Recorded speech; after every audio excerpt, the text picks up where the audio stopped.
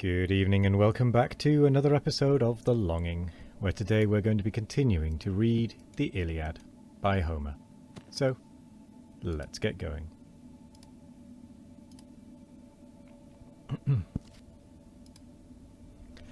The Grecians gaze around with wild despair, confused and weary all the powers with prayer, exhort their men with praises, threats, commands, and urge the gods with voices, eyes, and hands.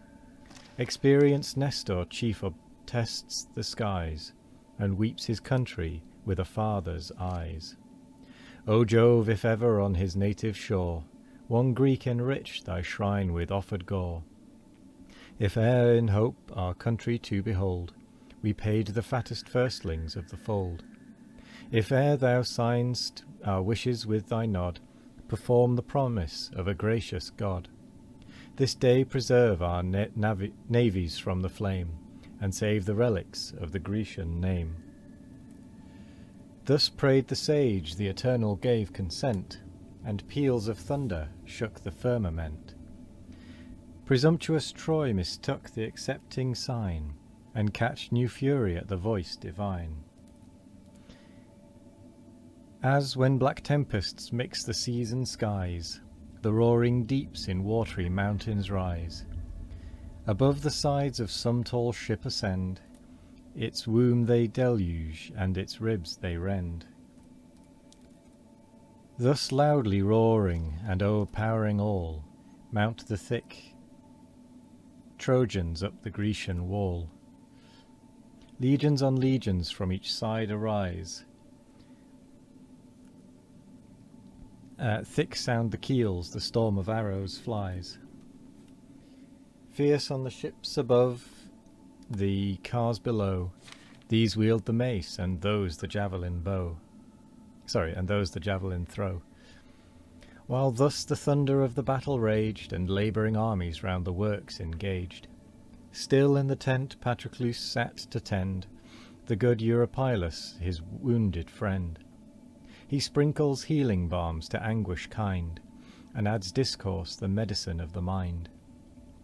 But when he saw ascending up the fleet victorious Troy, then starting from his seat, with bitter groans his sorrows he expressed, he wrings his hands and beats his manly breast. Though yet thy state require redress, he cries, depart I must, what horrors strike my eyes. Charged with Achilles' high command I go, a mournful witness of this scene of woe. I haste to urge him by his country's care to rise in arms and shine again in war. Perhaps some favouring god his soul may bend, the voice is powerful of a faithful friend. He spoke, and speaking swifter than the wind, sprung from the tent and left the war behind. The embodied Greeks the fierce attack sustain, but strive, though numerous, to repulse in vain. Nor could the Trojans through that firm array force to the fleet and tents the impervious way.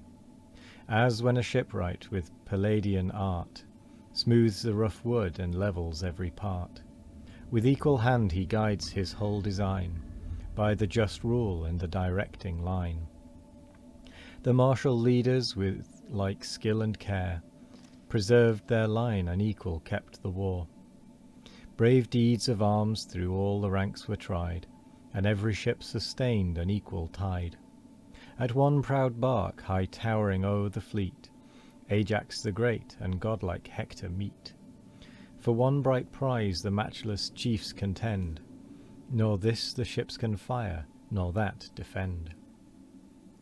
One kept the shore, and one the vessel trod, that fixed as fate this acted by a god. The son of Clytius in his daring hand, the deck approaching shakes a flaming brand. But pierced by Telamon's huge lance expires, thundering he falls and drops the extinguished fires. Great Hector viewed him with a sad survey, as stretched in dust before the stern he lay.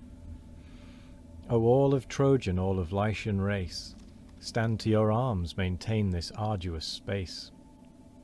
Lo, where the son of royal Clytius lies, Ah, save his arms, secure his obsequies. I don't know that word. This said, his eager javelin sought the foe, but Ajax shunned the meditated blow. Not vainly yet the forceful lance was thrown, it stretched in dust, unhappy Lycophron.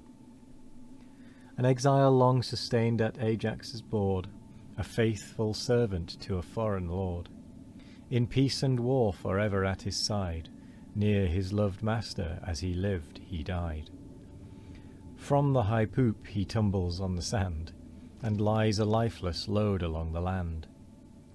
With anguish Ajax views the piercing sight, and thus inflames his brother to the fight.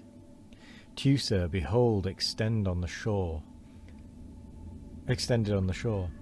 our friend, our loved companion, now no more. Dear as a parent with a parent's care, to fight our wars he left his native air. This death deplored to Hector's rage we owe. Revenge, revenge it on the cruel foe. Where are those darts on which the fates attend, and where the bow which Phoebus taught to bend? Impatient Teucer hastening to his aid, before the chief his ample bow displayed. The well-stored quiver on his shoulders hung, then hissed his arrow and the bowstrings sung. Clytus, Pisenos' son, renowned in fame, to thee, Polydamas, an honoured name, drove through the thickest of the embattled plains the startling steeds and shook his eager reins. As all on glory ran his ardent mind, the pointed death arrests him from behind. Through his fair neck the thrilling arrow flies. In youth's first bloom reluctantly he dies. Hurled from the lofty seat at distance far, the headlong coursers spurn his empty car, till sad Polydamas the steeds restrained, and gave Astinus to thy careful hand. Then fired to vengeance rushed amidst the foe, rage edged his sword and strengthened every blow. Once more bold Teucer in his country's cause at Hector's breast a chosen arrow draws, and had the weapon found the destined way, thy fall, great Trojan, had renowned that day. But Hector was not doomed to perish then, the all-wise disposer of the fates of men. Imperial Jove his present death withstands, nor was such glory due to Teucer's hands.